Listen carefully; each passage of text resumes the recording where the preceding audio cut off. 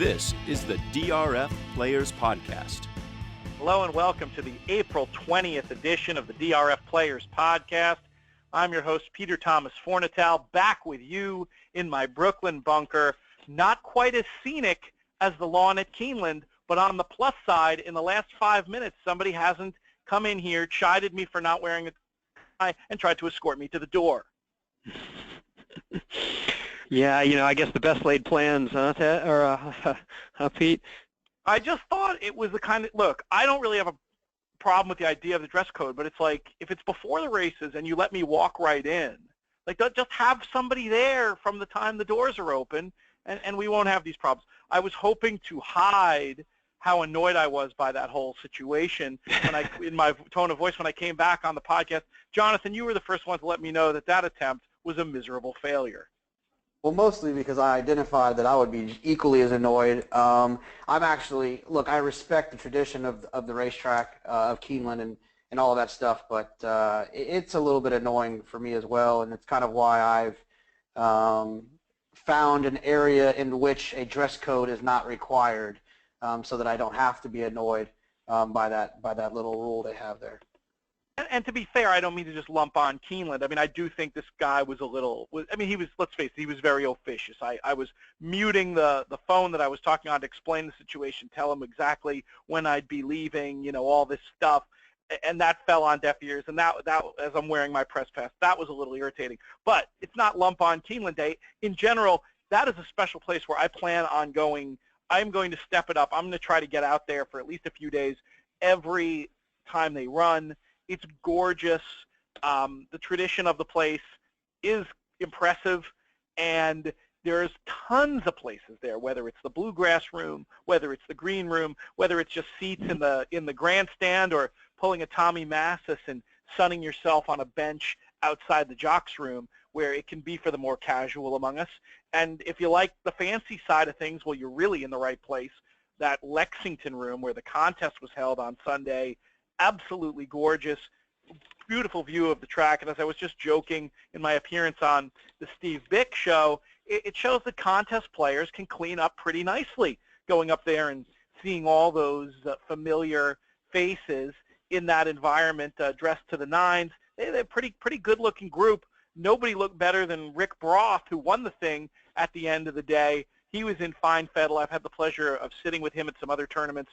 Going to interview him later this week for something on DRF.com, but 6 players in all won their seats to the NHC and the BCBC out of there. If you want to read all about it, you can check out my piece that's up on the site now. Jonathan, your name was not among those on the leaderboard. What happened to you, though it was for a while? What happened to you in the Keeneland contest?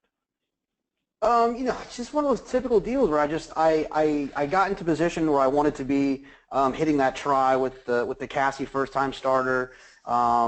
And I hit that for $13 and vaulted me up to like 6,500. I was in 4th place, and typical. I'm sure you guys have heard of Nick Timmer always talks about he gets so mad at me for going all in tournaments on short price horses.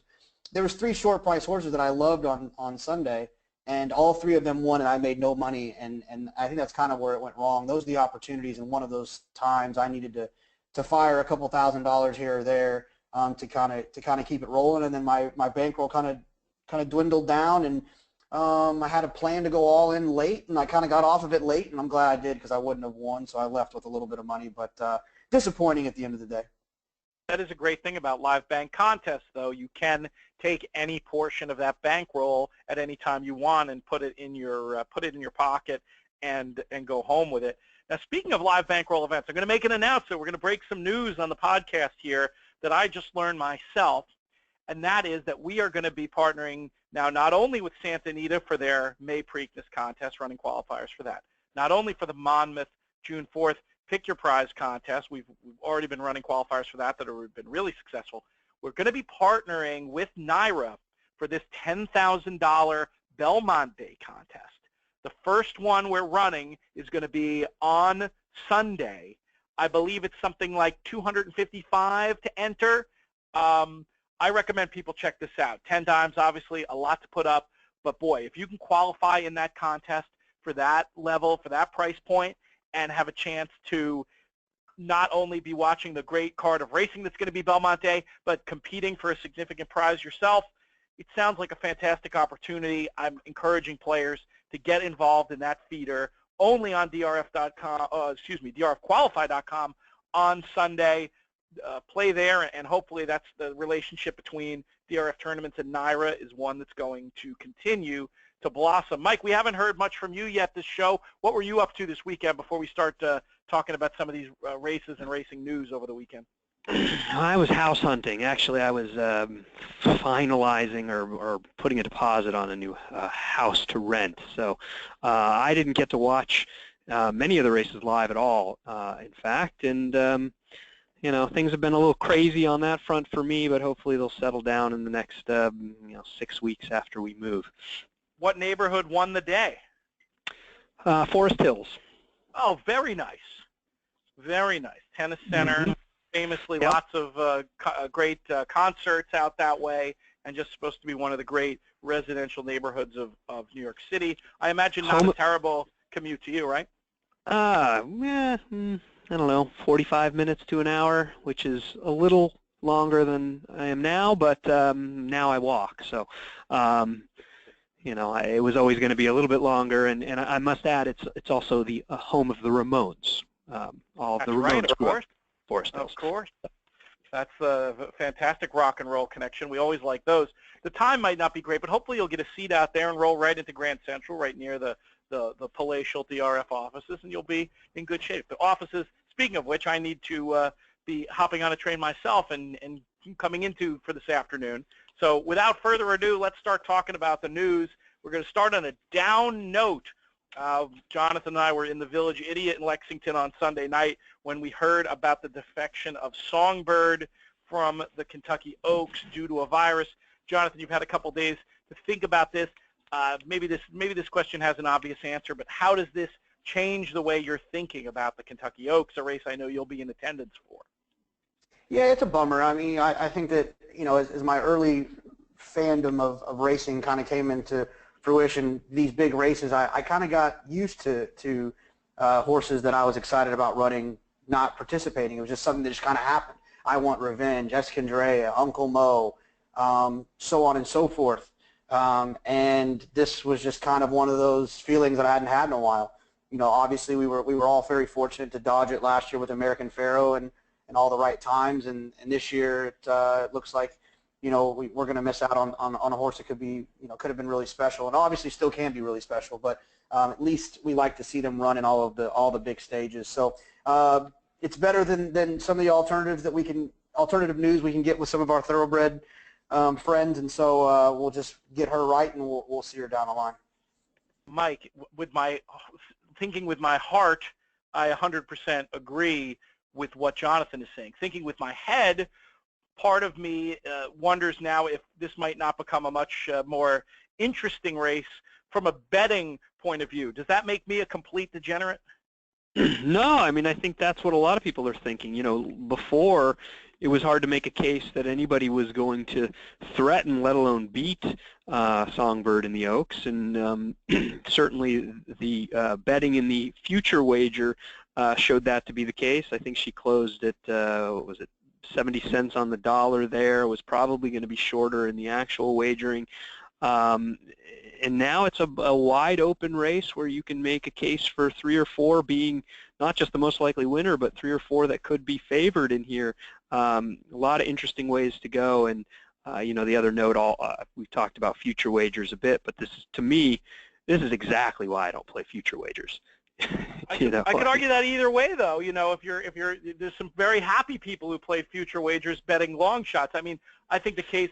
This is why I don't play a short price favorite in a future wager. But gosh, I mean, I don't have the numbers in front of me, but you got to figure some people holding tickets on Land Over Sea and Rachel's Valentina.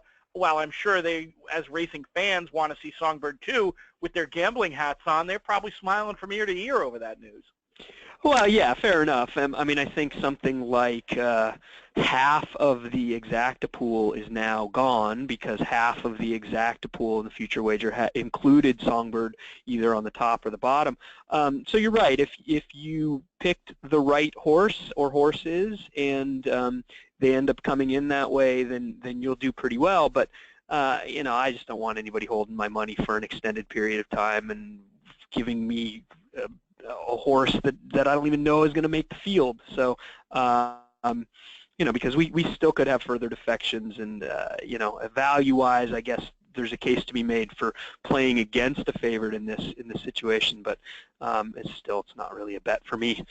Yeah, Hey, Rachel's Valentina, and just to help out, I pulled it up. Rachel's Valentina closed at 13-1, Landover C at 41-1. I would imagine that those horses are going to be in the top 3 choices, and someone's sitting on a very, very valuable ticket. Yeah, you can argue it from both ways. I mean, I'm surprised I don't feel more immediate sympathy from Mike's point of view as a guy who's holding a ticket on Cupid at 25-1 for the Kentucky Derby. But we're going to get to that story later. I want to move on to some positive news. And that positive news is Tepin. She absolutely destroyed the field in the Jenny Wiley, and here's what it sounded like. Here's Tepin taking over the second position, still 2 lengths off the leader, and she's not here at 61-1. Leading favored Tepin off the far turn with a quarter mile to come. And Julian Leperoux gently coaxing Tepin toward the leader as they come toward the 8th pole. Then Illuminate, followed by Tiger Ride. Wakila is running late from the outside. Tepin up through the gearbox now into the final furlong. Chased by Wakila, but 6 lengths between them. Nothing like turning the Keeneland lawn into your personal playground. It is all Tepin to win the Coolmore Jenny Wiley. Wakila with a big run to be second, Illuminate third, and Sita finished fourth. 1 minute, 40, and 2/5 seconds. A new stakes record for the Coolmore Jenny Wiley. Great call there from Kurt Becker. I really enjoyed the personal playground line. You couldn't have really said it any better. In the process of that amazing display, which was fantastic to watch that with my own eyes, one of the more exciting races I've seen in a while with the naked eye. She earned a 101 figure. Looking a little bit at the times on the day, I could make an argument that number should probably be even higher. And Wakila, is that how you pronounce the horse who finished second? She, I think if you look at her European form, it just backs up what an awesome race that was out of Tepin. Guys, I mean, I can't imagine anyone will dissent from that opinion, but Mike, when you're watching the tape, what were your impressions? Incredible. In a quick correction there, Pete, she earned a 107 buyer. So. Oh, I thought that's what I said. What did I say? 101. Oh, that's so funny. I don't know why. I had the number written down correctly in front of me. Yeah, I did mean 107, and I was suggesting that I thought, you know, personally, I probably would have even gone higher than that. Even still, yeah. I mean, just the way it looked visually, she couldn't have run any better. She set a stakes record in doing so. You know, and it's kind of funny because not only was she so impressive in that race, but she was flattered a little bit the day before when Miss Temple City dodged facing Tepin, and Graham Motion chose to run her against the boys in the Makers 46 mile. She won impressively.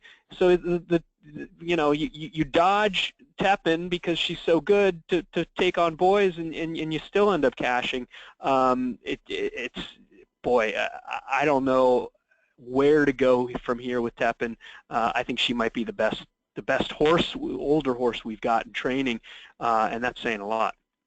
It certainly is saying a lot about a group that includes California Chrome, obviously kind of an apples and oranges conversation there. But Jonathan, for you, where does Tepin rate among these great horses that we've seen over the last few years on the racetrack?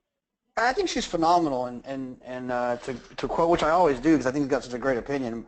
My good friend Nick Tamero, you know, I hate saying things that friends say on the show, but and then taking credit for it. He said that he brought up the point that turf horses don't win like that. They don't win with margins like that. They don't demolish fields of other good horses in Grade 1 races, and I think that speaks a lot to her talent and her ability. Obviously, as a horse that can be forwardly placed in turf races, she can kind of control her own destiny.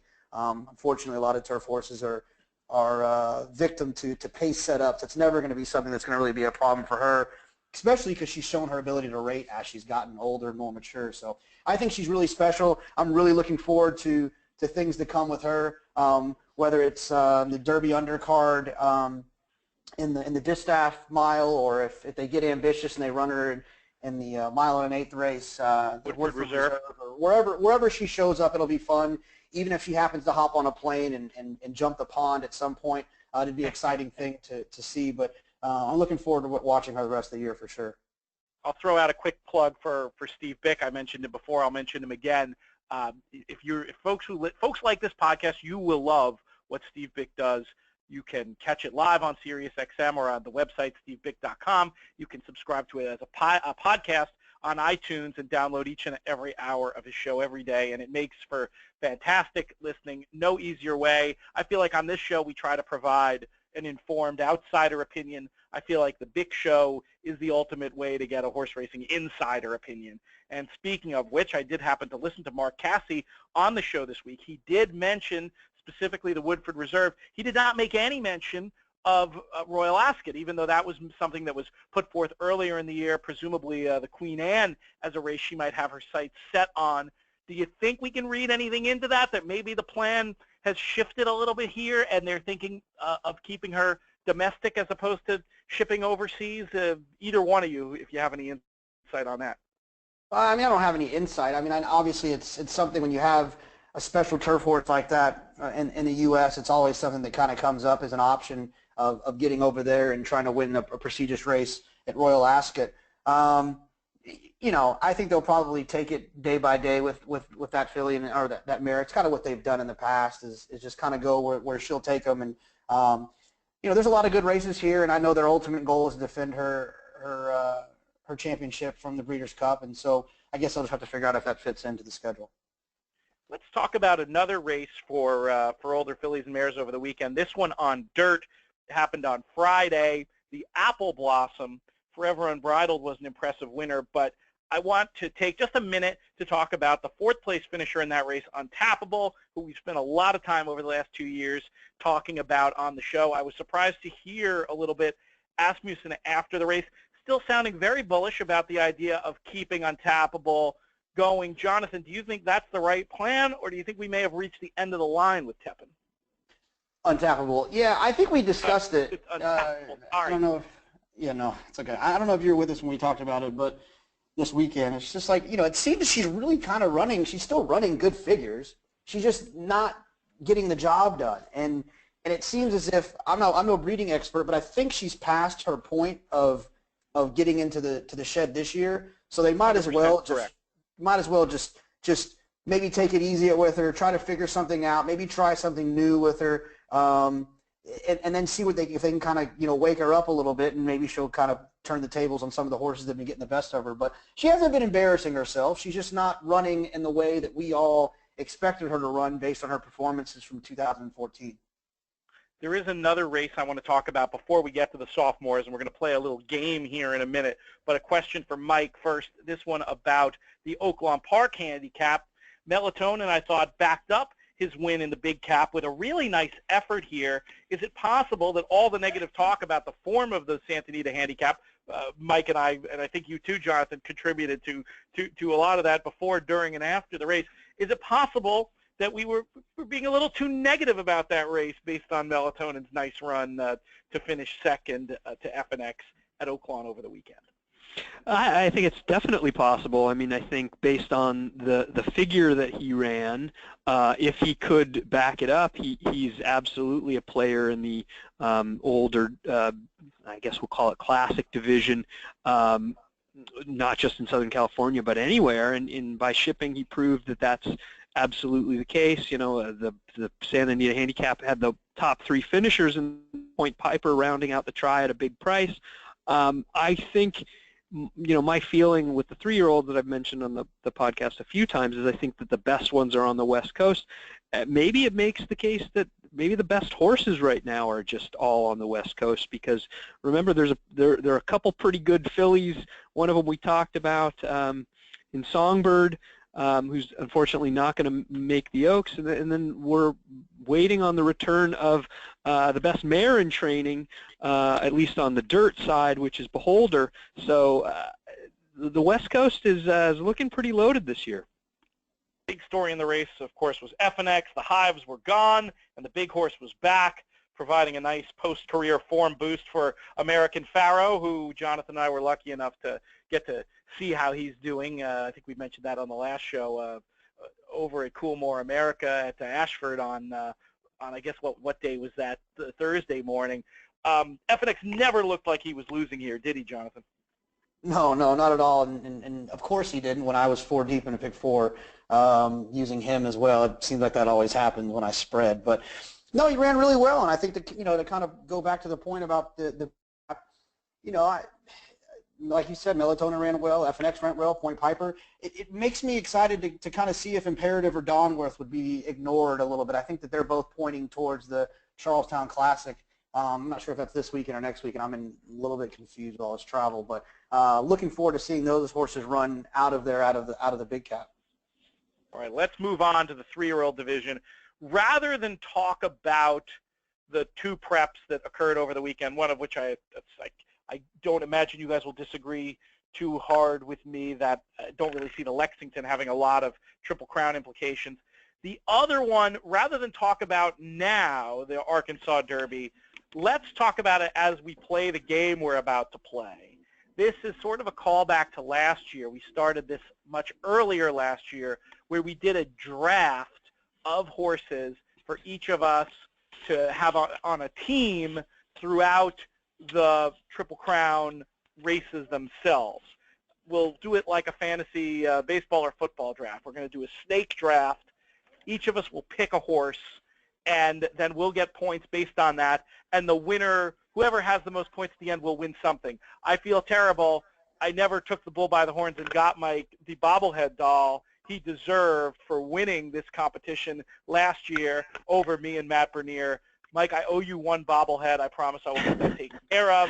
That's okay. In lieu of the bobblehead, we will give you the honor of the first pick in this draft. Off air, Jonathan and I flipped a coin for the second pick. I prevailed in that battle. So the order for the draft is going to be Mike, me, and then JK. We're each going to pick 5 horses. Mike, let's start with you. Ooh, boy, I don't know if I want the first pick because it means I have to wait until I get the 6th pick. So I can choose where you want to draft if you want, and you could kick the first pick to me. I think that's fair, Jonathan, right? Yeah, and I have no problem with that. Maybe I'll do that. I'll take second. I'll pick second. Okay, so that upgrades me to first, and you forced me to do something that I was not really all that keen on doing, but I'm just going to do because I do think I have to call him the most likely winner. I've talked about how by my math, his figure in the Florida Derby was a little bit lower than I would have had it had I been making the numbers.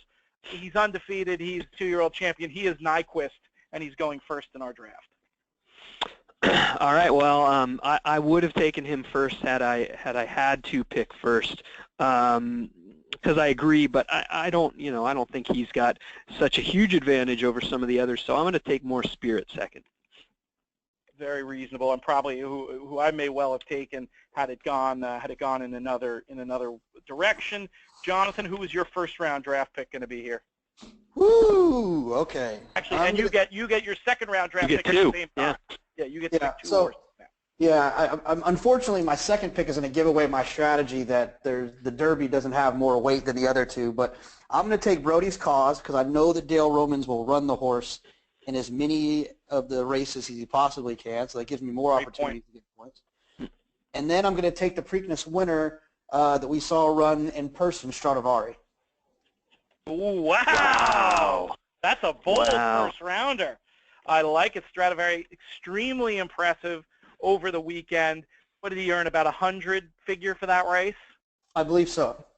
He looked like an absolute beast before, during, and after, and I think they did mention Preakness as a target for him I assume that's your understanding, or you wouldn't have gone with such an early pick on him, right, Jonathan? Right, yeah, absolutely. And then even if, I've heard Peter Pan as well, which means if he runs in the Peter Pan, he's going to run in the Belmont. So either way, I'm going to have him as not the most likely winner, but as a likely contender in one of the 3 races, and that works good enough for me, especially in a race where I don't really know who's going to win the Derby. I don't have a strong opinion. I'm not really keen on any of them, so I'll just find a winner in a different leg. So, John, I got to say, for a self-avowed chalk player, that's quite the long shot pick so early in this draft. I do this in fantasy leagues. I get way too cute. Sometimes I win, and then sometimes I bomb, so we'll see what happens. He was on my, I'll be honest, he was on my radar as maybe the wise guy 5th-round pick, but very, very bold to grab so early. Now, Mike, you seemed really keen. I got one that's even more wise guy than him. I'll say. I like it. Wow. I like it. But Mike, you seemed really interested in protecting this 5th selection that you're about to take. I'm really curious to know who you wanted to spend it on. Well, it's less about the 5th selection in particular, and it's more about just sitting and waiting and losing 4 spots before I get to pick again, losing 4 horses. So I like being in the middle. I can see Jonathan's strategy before I pick. I can see your strategy. So it's more. I just feel comfortable. It's less about having someone that I was targeting for 5th because, to be honest, it's not like it's a very strong pick. In this spot, but I'm going to go with Dancing Candy.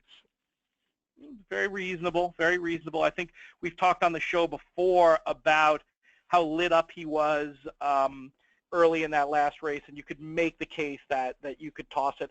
I like him a lot. If you knew that he was drawn outside, I would like him all the more. Muggs is a big Dancing Candy fan, as you can hear.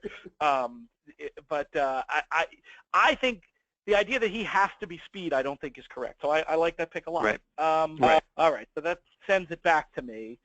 I was hoping to be able to grab one of the 2 that you guys have mentioned so far. I'm going to go ahead and take a horse who doesn't seem to be at the top of a lot of lists, and the figures do look low. But I'm just going to go for it. I'm going to take Gun Runner. He's on the improve. He's tactical. He's got a lot of things. I think the distance isn't going to be any kind of problem. I wish those figures were higher, but it's just not a year where I feel like I can just marry myself to the figures at this stage of the game. It's Gun Runner for me in this spot. And you get another one. Who you picking next? And I will take after Gun Runner. I am going to go.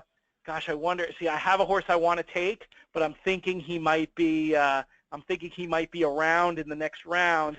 So, the heck with it. You can't play games like that. I'm going to go ahead and take Whitmore. I've already got a future bet on him. It wasn't an overly impressive effort in the Arkansas Derby, but he was very wide coming around that turn. Not exactly sure, looking at the pace figures, if he ran quite as efficiently as he might. He already, also based on the points that he had, maybe wasn't fully cranked there. I think Whitmore has a chance to run big, and I'm happy to put him on my team. And based on the news this morning, you get the jockey who's won the last 2 Kentucky Derbies and 5 of the 6 last Triple Crown races. So there's I don't know if you'd heard that. I hadn't heard that, but there's something to be said for the presence of Victor Espinoza in the irons as well.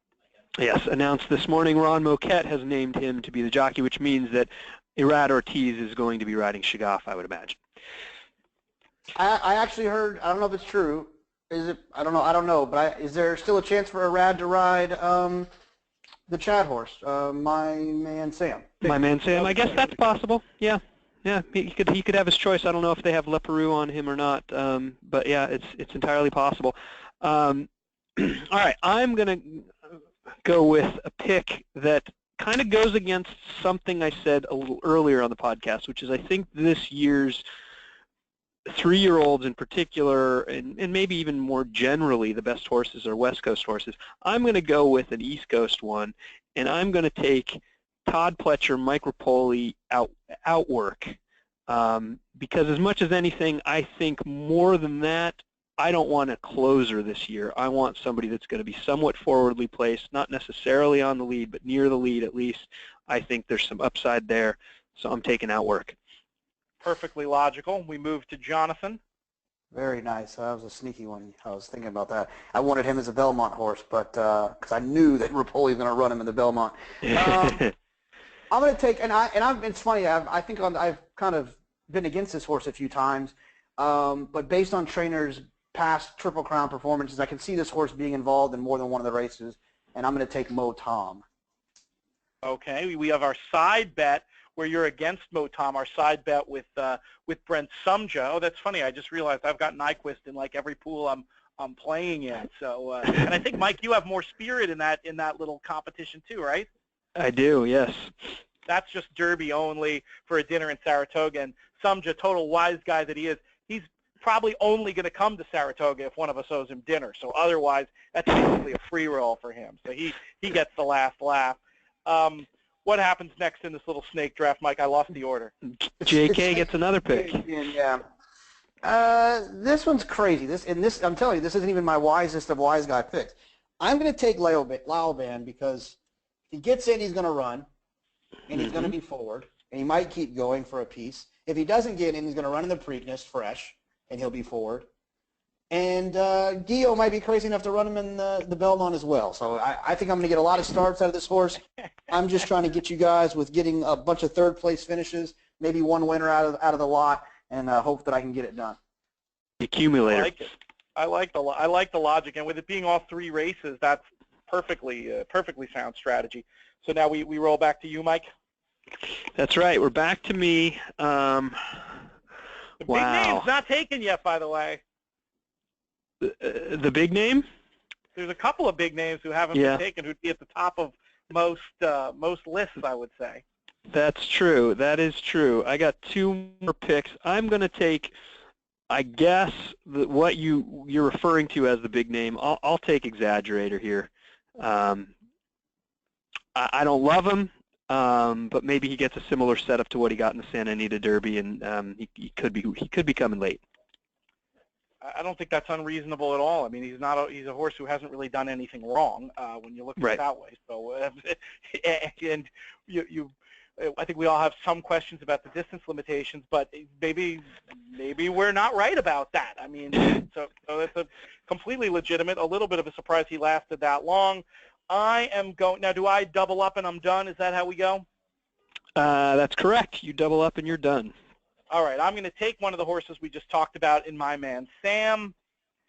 I think he's on the improve, and I'm kind of with you, Mike. I don't know about that it's going to be a closer, but he's a closer who I'm pretty interested in. And again, the figures are too low, but improving 3-year-olds, you don't know who could get the job done. And then I am going to sort of, maybe against my better judgment, go ahead and take Mohaymen with my last pick. I think that you can conjure excuses based on the last race. We've talked about it at length. We've talked about the way he was ridden in there. I wanted him to finish a little bit better than he did, but with the ground that he lost and what he didn't need to accomplish as opposed to Nyquist in that race, maybe with the last pick here I can take a shot that he turns the tables. I'm going to go with Mohaymen for my final spot here. All right. So that sends us back. Are we done, or do you guys have another pick? We each have one more. I go next, and then Jonathan ends it. Jonathan, you can take whoever after I make my pick. So I'm going to just talk through my logic here. There's two horses I'm considering. It's either Majesto, who is seemingly a horse on the improve. Maybe he is continuing to improve. Maybe he just wants more ground. Certainly his brother wanted more ground.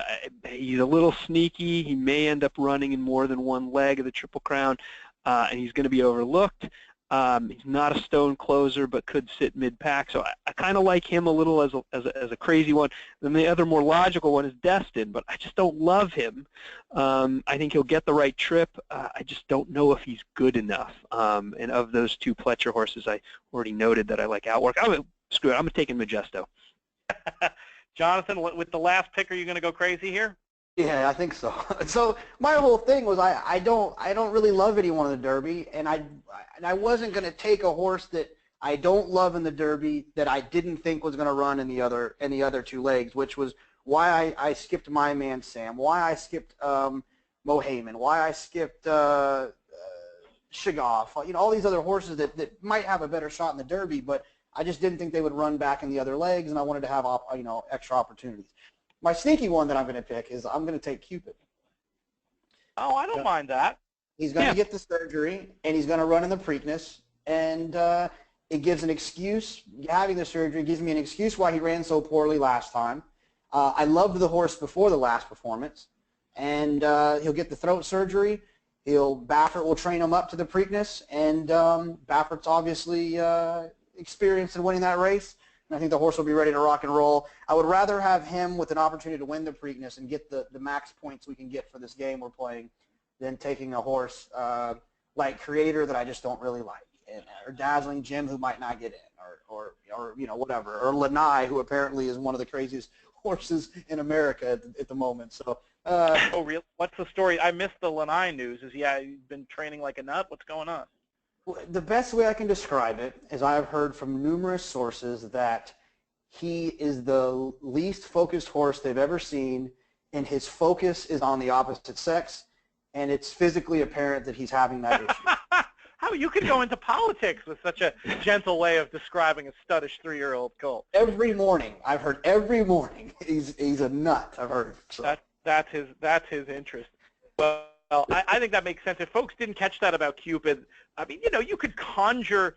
He obviously didn't do any running once the real running started in that race. You could conjure excuses, though, from the way he broke and how fast the pace was, but then sort of the real reason to excuse the effort, entrapped epiglottis, supposedly, and that breathing operation that Jonathon mentioned to come. We didn't really talk at all else about the Arkansas Derby except in passing. Mike, did you have anything to add about your impressions about that race, or should we move on to the special guest we're going to have for the last quarter of the show today? Yeah, nothing really to add about that race, other than that was a race where Cupid didn't run his best. I think the other is not really, Gettysburg was okay, but he's not. Look, he's not a top class 3-year-old at this point. They kind of set it up for a horse from off the pace. I don't think that's going to happen in the Derby, so I don't really want any of those closers on the first Saturday in May. I will note one other thing from our draft, though. Jonathon, who is himself says, don't take a closer, don't take a closer, don't take a closer. This is like your mantra, okay? You've ended up with 2 horses that are likely to enter in the Kentucky Derby. Brody's Cause, Motom, they're both stone closers. Was that an accident, Jonathon? No, my thing with Brody's Cause is I just kind of put him back into the Dale Romans mold of how Dale Romans horses run in the Derby. They might look like stone cold closers, but they usually get that middle trip. Dullahan, Patio Prado. Shackelford was obviously on the lead.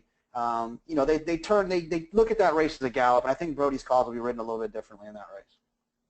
And real quick, I'm seeing some news on Twitter. I haven't seen it confirmed yet, but it looks like Rosario is going to get the mount on Shigoff, and A-Rod going to take My Man Sam. So there you go. Apologies if this is an obvious. I'm sure there's an obvious answer to this, but I don't have anything in front of me. Leparoux is going to be riding who? I don't know if he has a mount. Yeah, I would think that would be an up-in-the-air situation at this point. I'm sure. Right. I would imagine he'll get one with his successes that he's had at Churchill in the past, and I tell you what, I give him a hard time sometimes, but he rode his tail off this weekend at Keeneland.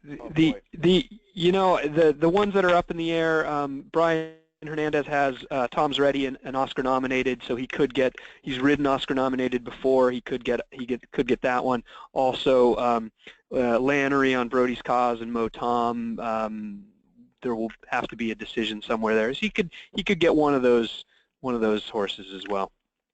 All right, we'll be following, obviously, the Triple Crown races with great interest on the pod. This gives us a little rooting interest, a side bet. If you have a good idea, if you're out there in our listening audience and you have a good idea of a prize that we should be playing for, sort of along the lines of last year's bobblehead potentially, or maybe something more creative than that, feel free to hit us up on Twitter. I'm at Looms Boldly. Jonathon is at UT Big Hair. And Mike, of course, the man behind at DRF Formulator.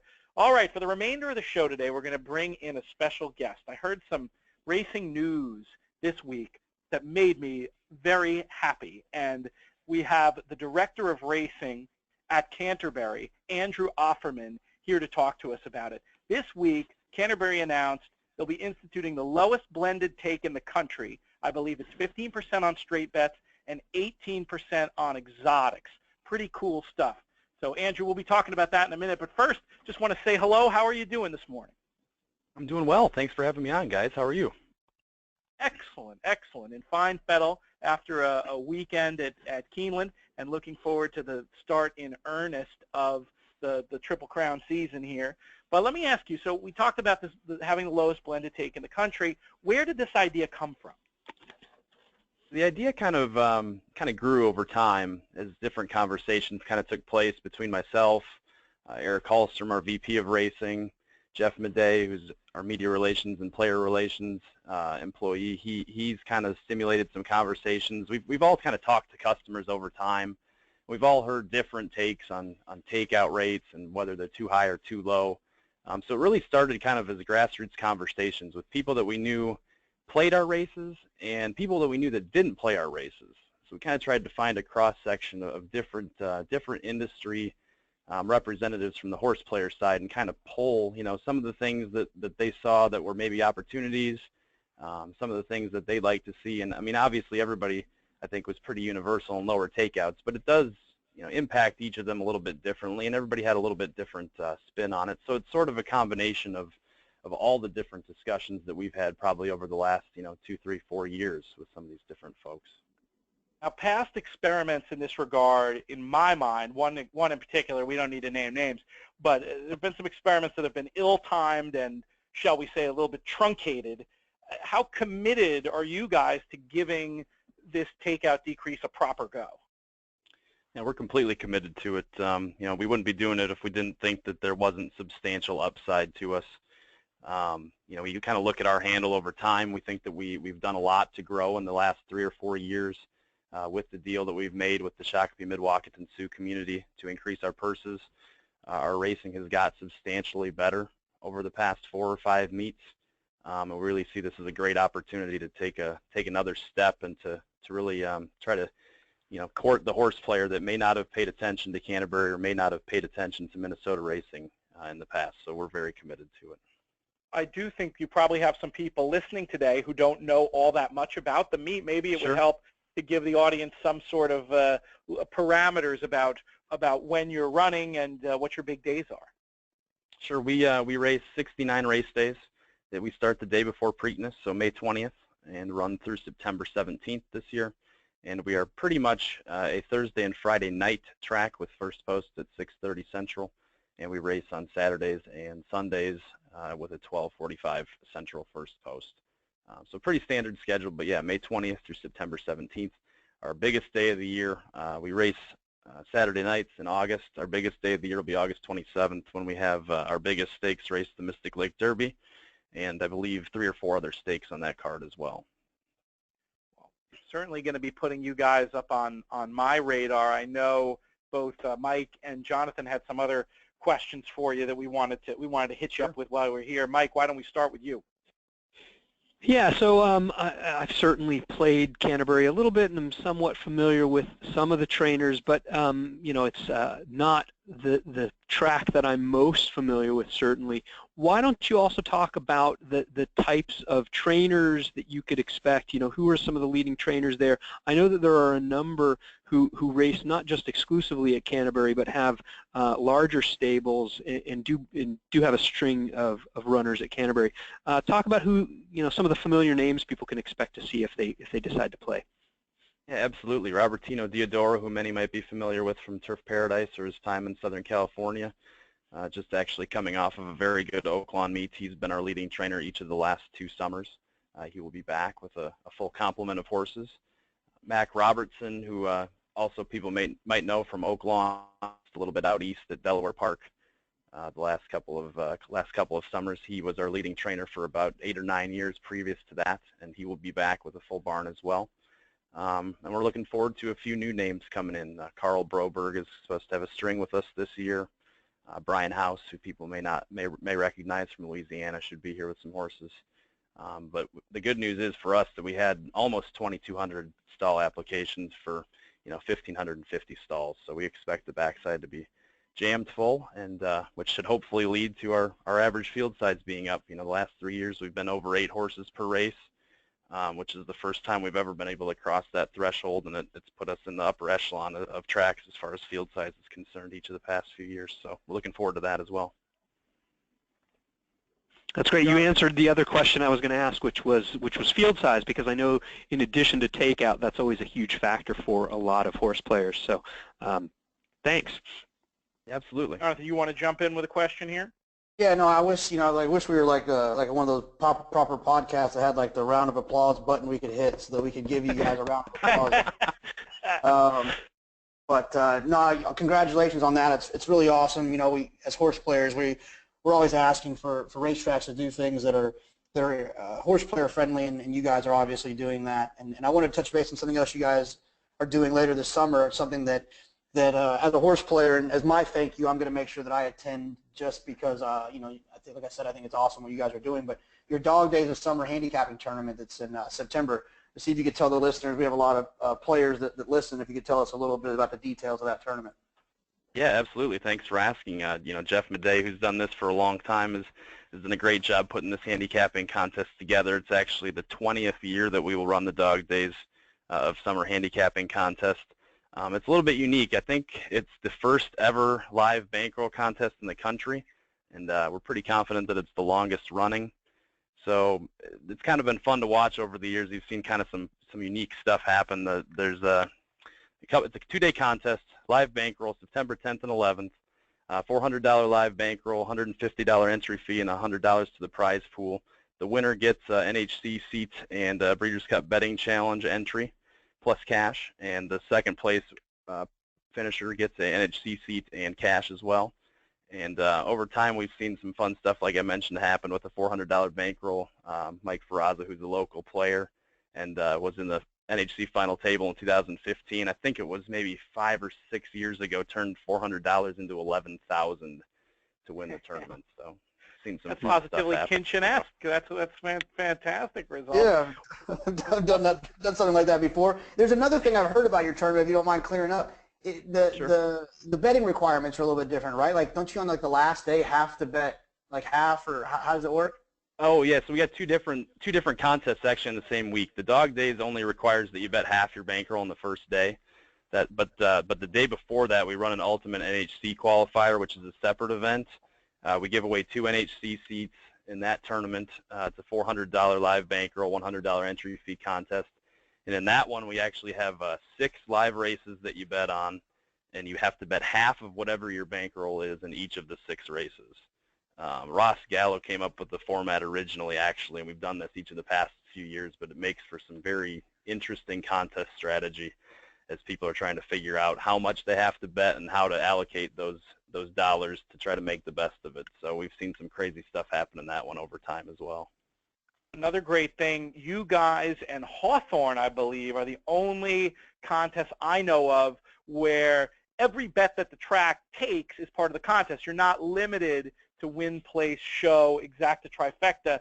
You can not only bet, you could bet superfecta, you could bet the super high 5 in California, you can play pick 5s and pick 6s. Do I have that information right? Yeah, correct. In the Dog Days handicapping contest, you can bet any single track and any single pool that we're taking. So.